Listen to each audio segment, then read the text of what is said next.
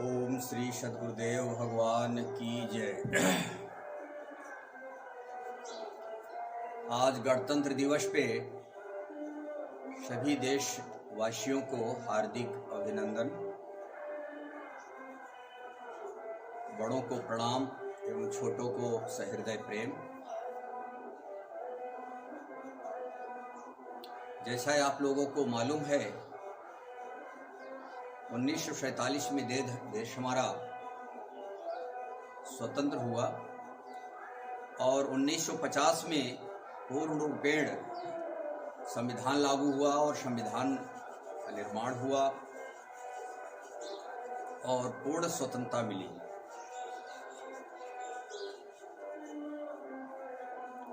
तो जैसा कि आप लोगों को मालूम है कि प्रत्येक वर्ष 15 अगस्त गणतंत्र दिवस, स्वतंत्र दिवस और 26 जनवरी को मनाया जाता है। लेकिन हम आज ये जरूर इस लाइव के माध्यम से आप लोगों को संदेशा देना चाहूँगा कि राजनीतिक प्रतंत्रता से संस्कृति की प्रतंत्रता अधिक भयावह है। राजनीतिक प्रतंत्रता से देशभक्तों ने तो जान दे करके, कुर्बानी दे करके, शहीद हो करके आज़ादी तो दिलाई, लेकिन संस्कृति की प्रतंत्रता से हम कभी नहीं उभर पाएंगे। अब आपको ये जरूर अंदर से प्रश्न होगा या जिज्ञासा होगी कि संस्कृति की प्रतंत्रता क्या है। वास्तव में हमारे ही देश की जो विशेषता और महानता थी, विश्वगुरु की जो गरिमा थी और भारत माता की जो धरोहर संस्कृति थी, तो संस्कृति, आचरण और मर्यादा का जन्म हमारे भारत राष्ट्र से मिला, ऋषियों से मिला हुआ। विश्वगुरु भारत, क्योंकि एक परमात्मा का खोज चिंतन भारत के ऋषियों ने किया, क्योंकि भगवान परमात्मा, ब्रह्म, खुदा, ईश्वर, आत्मा यही सत्य है। इस सत्य के जो खोज किए हैं, हृदय में खोज हुआ है। इसीलिए हृदय से ईश्वर परमात्मा की खोज के कारण हिंदू कहलाए। और यह जो भौगोलिक दृष्टिकोण से है, भूभाग हिंदुस्तान कहलाया। सत्य की ही खोज बुद्ध ने किया, महावीर ने किया, नानक ने किया, जितने महापुरुषों ने किया, और वह खोज हृदय में हुआ है। क्योंकि संसार का संपूर्ण खोज हमें दुख मुक्त नहीं कर सकता है, जन्म मरण से उद्धार नहीं दिला सकता, मुक्ति नहीं दिला सकता।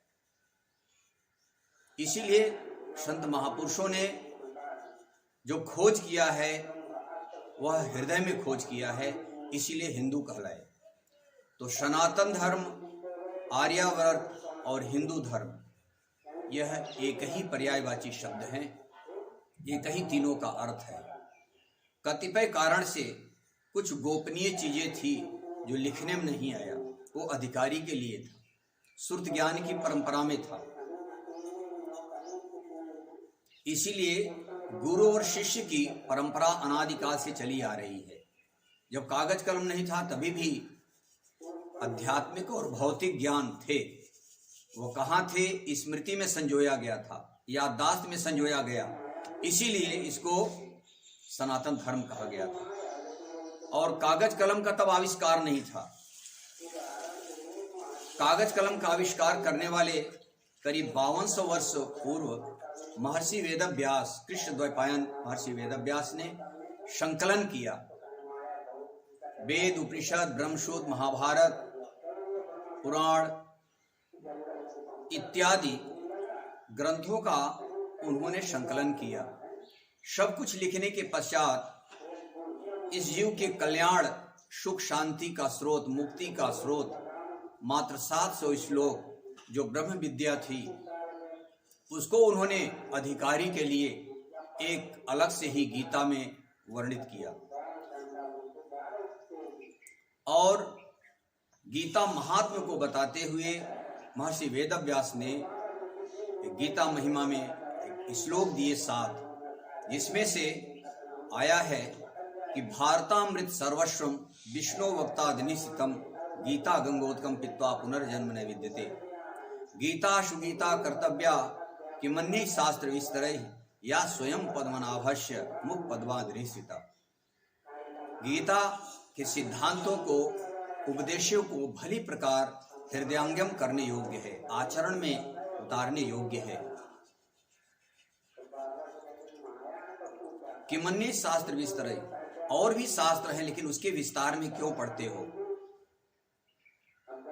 नीचे कहते हैं कि यह भगवान के श्रीमुख से निश्रित वाणी है।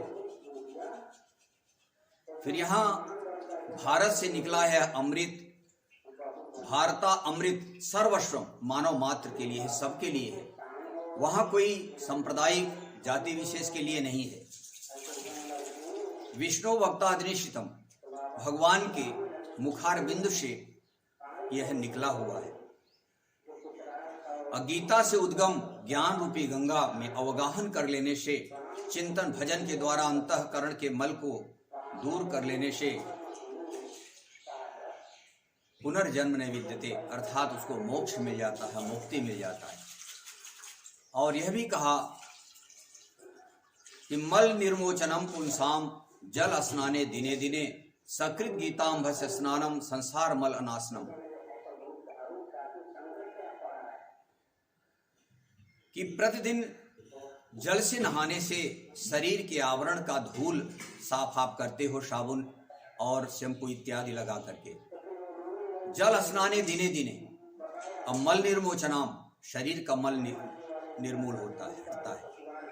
लेकिन सकृत गीतांभस्य स्नानम संसार मल नाशनम, जो जन्म मरण का काम क्रोध लोभ मोह वाले विकार हैं, मल हैं, इसको कलिमल कहा गया है। यह गीता से उद्गम ज्ञान रूपी गंगा भक्ति रूपी जल में अवगाहन करने से वह नष्ट हो जाता है। तो काम क्रोध लोभ मोह को कहाँ आप दूर भगाओगे, कैसे भगाओगे, क्या उपयोग है, उपचार है इसका। इसीलिए गीता अध्ययन शीलस्य प्राणायाम परस्य च नैव हि सन्ति पापानि पूर्वजन्म कृतांच। गीता को भली प्रकार अध्ययन करना और आचरण में उतारने से और प्राणायाम के परायण हो जाने से, प्राणायाम का परायण होना कहते हैं मन बुद्धि चित्त और अहंकार चारों हमारा एक दिशा में एक परमात्मा के अनुकूल हो जाए, परायण हो जाए। नैव सन्ति पापानि, उसके लिए जन्म मरण के पूर्व जन्मों के भी संस्कार, इस जन्मों के संपूर्ण पाप धुल जाते हैं। जैसे वाल्मीकि हुए, अंगुलीमाल हुए और जितने भी संत महापुरुष हुए, गुरुओं से शिक्षा लेकर के संसार के जन्म मरण के परिधि से ऊपर उठ गए। आज भी नाम उनका अमर है। यदि किसी का नाम अमर है तो ऐसे महापुरुषों का नाम अमर है। इसीलिए गीता को ही महर्षि वेदव्यास ने कहा एकम शास्त्रम देवकी पुत्र गीतम। एकम अर्थात एक ही शास्त्र है जो देवकी के पुत्र कृष्ण ने माध्यम बनकर के गाया। उस समय कृष्ण भी एक सद्गुरु के रूप में थे। अर्जुन ने कहा था शिष्यस्ते हम साधिमाम त्वाम प्रपन्नम, अर्थात उस समय काल के सद्गुरु के रूप में कृष्ण एक शरीर का नाम था। अंदर की योग्यता वो भगवान थे, ब्रह्म थे, परमात्मा थे। तो भगवान, परमात्मा, ब्रह्म इत्यादि, सनातन, शाश्वत इत्यादि यह योग्यता का नाम है। इसीलिए कि देवकी के पुत्र कृष्ण ने जो एक गायन किया, एक ही शास्त्र है गीता। एको देवो देवकी पुत्रेव, जो देवकी के पुत्र ने जिस पद को, जिस योग्यता को प्राप्त की, वही एकमात्र परम देव परमात्मा है। एको देवो, दूसरा दो ये देव नहीं, एक ही परम देव परमात्मा है जिसको देवकी के पुत्र कृष्ण ने स्वीकार किया, प्राप्त किया, जिस योग्यता में वो बैठे थे, प्रतिष्ठित थे। एको मंत्रश, और उस परम देव परमात्मा का, ब्रह्म का नाम ओम बताया। ओम इति एक अक्षरम ब्रह्म, इसीलिए अनेक मंत्र नहीं, एको मंत्रश। अगर आप महर्षि वेदव्यास को मानते हैं, वेद गीता उपनिषद ब्रह्मसूत्र को मानते हैं, तो गीता महात्म का यह श्लोक है कि एको मंत्रश, मन को अंतर्मुख करने के लिए एक ही मंत्र है। मन अंतर्मुख हो जाए, अभी मन बाहर मुख है हमारा।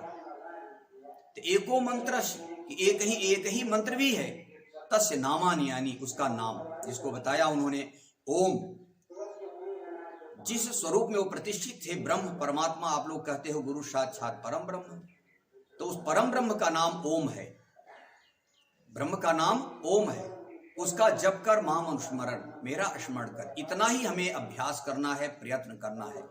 यह प्रयात त्यजन देहम शयाति परमाम गतिम, ऐसा प्रयत्न करते हुए इस देहाध्यास से जो ऊपर उठ जाता है वह परम गति को प्राप्त कर लेता है। क्योंकि जानत तुम्हें तुम्हें हो जाई, इसके लिए सतु दीर्घ काल निरंतर सत्कारा सेवितो दृढ़ भूमि, उसको आप स्वयं निरंतर श्रद्धा पूर्वक सेवन करने से, अभ्यास करने से, चिंतन करने से मन स्थिर होने लगता है, आप में स्थिरता आने लगती है, स्थायित्व आने लगता है। अभी हमारे आप में चंचलता है, मन भटका हुआ है, सबकी अपनी अपनी समस्याएं हैं, कोई मनुष्य समस्याओं से नहीं छूटा है। यह गीता का महिमा बताया गया है। अब पुनः जो गणतंत्र दिवस है, आप देख लीजिए, 75 साल देश को आजादी होने को हुआ। 75 साल में हिंदुओं ने अपने आप को क्या पाया और क्या खोया है। हमारे ही देश में गैर हिंदू लोग आकर के हमारी कमजोरियों को देख करके कामयाब हो गए। कोई ईसाई से सिंचित करके, ईसाई लोग बाइबल को पकड़ा रहे हैं, बाइबल से सिंचित कर रहे हैं, हर चर्च में बाइबल पढ़ाई जा रही है। इनका इतिहास 2000 वर्ष का है। आज प्रत्येक चर्च में बाइबल पढ़ाया जाता है, वहाँ एक फादर होंगे और प्रेयर कराया जाता है। और चर्च का नाम ही गिरजाघर, गिरजा हमारी आपके माता पार्वती का नाम है, जहाँ प्रेम का प्रवाह है, वहाँ प्रेयर, प्रार्थना कैसे किया जाता है, चिंतन कैसे किया जाए, वो बताया जाता है। इसका रिजल्ट आज भी चल रहा है ये परंपरा कि पूरे देश में 130 देश में ईसाई हो गए हैं। आबादी में सबसे श्रेष्ठ पहला नंबर पे ईसाई हो गए। दूसरा है इस्लाम, जो 1400 वर्ष हुआ है। प्रत्येक मदरसे में पाक शरीफ कुरान पढ़ाया जाता है, उनके मौलवी लोग तालीम दे रहे हैं। उनको भी 56-57 कंट्री में हो गए हैं और साथ में सेकंड नंबर में आबादी में हो गए हैं। इतना गौरवशाली अतीत हमारा है आपका, जो 5200 वर्ष की गीता, वेद, उपनिषद, ब्रह्मसूत्र इत्यादि, जिसमें से गीता एकमात्र 700 श्लोक का संपूर्ण कल्याण, सुख, शांति, समृद्धि का स्रोत दिया गया। और कांग्रेसियों की विफलता का मेन कारण है कि महात्मा गांधी के जो सिद्धांत था कि मुझे जन्म देने वाली माँ तो पता नहीं कब धोखा देके चली गई छोड़ के, लेकिन मुझे जब ग्लानि होता है, दुख होता है, अनेकों समस्याओं से जब हम घिर जाते हैं तो गीता माता हमें शरण देती है। गीता माता शाश्वत सनातन माँ है और वही हमको एक शांति और सुख और मन को सांत्वना और ढाढ़स देने के लिए स्रोत होती है।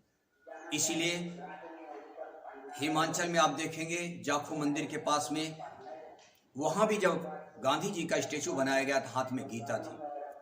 1965-63 में आप देखेंगे, उस समय LK झा गवर्नर थे, जब नोट छपती थी उसमें महात्मा गांधी के हाथ में गीता पढ़ते हुए दी जाती थी। उनके सिद्धांतों को हाथ से हटा दिया गया। मनुष्य श्रेष्ठ नहीं होते, उनके सिद्धांत श्रेष्ठ होते हैं। देश को आजादी दिलाने में कहीं न कहीं से भूमिका गीता की थी, क्योंकि गीता का श्लोक था कि वसांस जीर्णानि यथा विहाय नवानि गृह्णाति नरो पराणि तथा शरीराणि विहाय जीर्णानि अन्यानि संयाति नवानि देहि।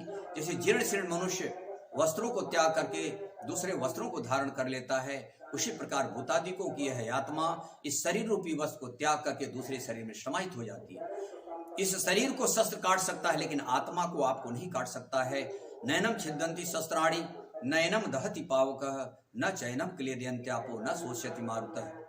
कि इस आत्मा को शस्त्र नहीं काट सकता है, जो शाश्वत सनातन है, उसको शस्त्र नहीं काट सकता है, अग्नि नहीं जला सकती, जल गीला नहीं कर सकता, हवा अपने में विलय नहीं कर सकता है। इसीलिए भगवान कृष्ण ने यही उपदेश अर्जुन को दिया है और यही उपदेश से हमारे देश भक्तों ने हंसते हंसते देश के लिए, आजादी के लिए अपनी जान तक दे दिया। विचारणीय है कि जहां 700-800 साल मुगलों ने राज्य कर लिया हो, 200-300 साल अंग्रेजों ने राज्य कर लिया हो, जब से देश आजाद हुआ 75 साल में एक एक से नेता लोग इतना करप्टेड आ गए, देश को बेचने के कगार पे डाल दिए, किन किन स्थितियों को पहुंचा दिए। लेकिन आज भी हम आप जिस प्रकार से स्वतंत्र रूप से जी रहे हैं, जिस प्रकार से अपने आप को महसूस करते हैं, ये किसी न किसी रूप में यह जरूर संदेशा देता है कि हमारी भूमि ऋषियों की भूमि, तपस्वियों की भूमि है, संतों की भूमि है, आचरण संस्कृति प्रधान देश है। यदि भगवान का उपदेश ये है कि सत्य का अभी अभाव नहीं है, कभी भी कोई मिटा नहीं सकता है, असत्य को कोई रोक नहीं सकता है, तो सत्य को, शाश्वत को बताया उन्होंने आत्मा, और असत्य को बताया शरीर, शरीर का संबंध। तो शरीर किसी का श्रेष्ठ नहीं है, उनका सिद्धांत श्रेष्ठ है। इसीलिए 1932 में अंग्रेजों का शासनकाल था, हमारा देश पतन था। यही अंबेडकर, डॉक्टर भीमराव अंबेडकर जी बाहर से आए हैं और एक ही प्रश्न उनके मन में गूंज रहा था कि इतना पवित्र देश हमारा, संस्कृति प्रधान देश, लेकिन हमारे देश में छूत अछूत जैसी भावनाएं कहां से आ गई। इस प्रश्न के समाधान के लिए उन्होंने कई संस्थाओं में, जितने भी धार्मिक संस्था है उनमें गए और उन्होंने बहुत जिज्ञासा की, लेकिन किसी ने समाधान नहीं किया। 8 नवंबर 1932 को जब गांधी जी से मिले हैं, उस समय गांधी जी सोशल लीडर के रूप में थे, उनसे मिले, उनसे भी यही प्रश्न किए। तो गांधी जी से पूछा उन्होंने कि छूत अछूत की भावना कहां से घुस गई हमारे राष्ट्र, हमारे देश में, जो सबसे बड़ा, बहुत बड़ा अभिशाप है, पॉइजन है, जो देश को गुलामियत के कगार पे पहुंचा रहा है। तब गांधी जी ने कहा, गीता के 4 अध्याय के 13वां श्लोक में है, भगवान अर्जुन को उपदेश देते हुए बताया कि चातुर्वर्णम मया सृष्टम, कि 4 वर्णों की सृष्टि मैंने की। कौन? भगवान ने। तो क्या 4 वर्णों को मनुष्यों को बांट दिया? क्योंकि गांधी जी भी कोई साधन भजन तो किए नहीं थे, करते नहीं थे, और गीता की करीब 5200 वर्षों में 14-15 हजार टीकाकार हुए हैं, लेकिन आज तक नहीं बताया वो कर्म क्या है, वह वर्ण क्या है, धर्म क्या है, योग क्या है, यज्ञ क्या है। तो गांधी जी को कहां से पता होता? आदि के अर्धाली भूल गए कि मनुष्य को नहीं बांटा गया था, मनुष्यों को अलग अलग नहीं किया गया था 4 वर्णों में, बल्कि गुण कर्म विभाग से आगे के अर्धाली थी, गुणों के माध्यम से कर्म को 4 भागों में बांटा गया। गुण एक पैमाना है, तीनों गुण है, जिसके अंदर ज्यादा तामसी गुण है, कलयुगीन है। तमोगुण रजोगुण को दबा के सतोगुण बढ़ता है, और उसी प्रकार तमोगुण सतोगुण के दबा करके रजोगुण बढ़ता है। ये गुणों का उतार चढ़ाव होते रहता है। एक गुणों के माध्यम से ही एक ही आराधना, चिंतन, भजन को, कर्म को 4 भागों में बांटा गया था, न कि मनुष्यों को बांट दिया गया। यहीं से भूल हुआ है। अंबेडकर साहब ने पुनः पूछा कि कौन से भगवान गीता में उपदेश दिए हैं, भगवान का कार्यक्षेत्र कितना है, क्या विदेश में दूसरे भगवान हैं, केवल हिंदुओं के लिए भगवान आए और 4 भागों में बांट के आपस में टुकड़े टुकड़े में बांट दिए, लड़ा दिए, झगड़ा करा दिए? इसका उत्तर गांधी जी नहीं दे सके। तब डॉक्टर भीमराव अंबेडकर, उन्होंने कहा, ठीक है, मैं हिंदू जन्मा अवश्य हूं, मेरा इसमें कोई बस नहीं था, लेकिन मैं हिंदू मरूंगा नहीं। वो जा रहे थे उसी समय ईसाई बनने के लिए, लेकिन गांधी जी सोचे इतना योग्य व्यक्ति हमारा, और ये जाकर के ईसाई बन जाएगा तो कितने लोगों को, जो भी इनके फॉलोअर है, सबको ईसाई बना देगा। तब उन्होंने निवेदन किया कि अगर इसी का समाधान आपको चाहिए तो हमारे हिंदू संस्थाओं में और भी संस्थाएं हैं, वहां आप प्रयास करें। तो वैसे ही जैसे अब आप लोग गुरु महाराज के यथार्थ गीता का पाठ कर रहे हैं, संदेशा दे रहे हैं, उसमें बुद्ध का प्रचार प्रसार चल रहा था, जाके बौद्ध धर्म को उन्होंने स्वीकार किया, उनके सभी प्रश्नों का समाधान हुआ। जबकि बुद्ध ने एक सत्य की ही खोज किया था, आत्मा ही सत्य है, शाश्वत सनातन। उनके गुरु थे अलार कालम और रामपुतुद्र। गुरु से शिक्षा लिए, एकांत में साधना करके जब उस हृदय ईश्वर की खोज कर लिए, हिंदुस्तान की बात है, इसीलिए हिंदुस्तान नाम रखा गया, हिंदू रखा गया था। ठीक है, डॉक्टर विवेकानंद जी ने शिकागो में जरूर उपदेश दिया और गीता को सर्वोपरि किया, लेकिन उस समय गीता नहीं थी। शायद उस समय हमारी पूज्य प्रातः स्मरणीय श्रद्धेय स्वामी जी की यथार्थ गीता रही होती, आज भारत का संविधान, भारत राष्ट्र की स्थिति कुछ और ही होता, क्योंकि उस समय खोजी थे, उस समय बुद्धिजीवी थे। जैसे रोगी है तब डॉक्टर की खोज करेगा, उस समय यथार्थ गीता नहीं आई थी। विवेकानंद ने जरूर कहा था कि हिंदू जीवन पद्धति है, तो आखिर कौन सी जीवन पद्धति है? कोई जीवन पद्धति ऐसा निर्धारित बताइए कि सनातन हो, पहले से आज तक चली आ रही हो। नहीं, ये जीवन पद्धति नहीं है। हिंदू एक हृदय से ईश्वर के उपासक की विधि विशेष का नाम था। और उस विधि विशेष की प्रक्रिया ही जो गीता में दिया गया है, बुद्ध ने किया, महावीर ने किया, नानक ने किया, कबीर ने किया। कबीर ने भी यही कहा, हर घट मेरा साइया सुनी सेज न कोई, हृदय ही घट है। हर घट में वो भगवान का वास है। जब भी खोज किया तो हृदय में ही खोज किया, इसीलिए हिंदू कहलाए थे। और वही सनातन था, और वही सनातन धर्म की प्रक्रियाएं थी जो 4 भागों में बांटा गया था। यही संस्कृति थी कि सदगुरु की जो स अंश और कृति, जब सदगुरु के संरक्षण में आप पहुंचते हैं, साधन भजन मिलता है, सेवा मिलता है, धीरे धीरे हमारे अंदर की योग्यता बढ़ती है। जैसे कहा गया कि पहले यह मन काग था। कौवा को जानते हैं क्या करता है? यह मन वैसे ही कौवे की तरह था। वो टट्टी विष्ठा में जरूर बैठेगा, कितना भी अच्छा खाना खा लेगा, जरूर कचड़े नरक में जाएगा। तो पहले यह मन काग था, करता आत्मघात।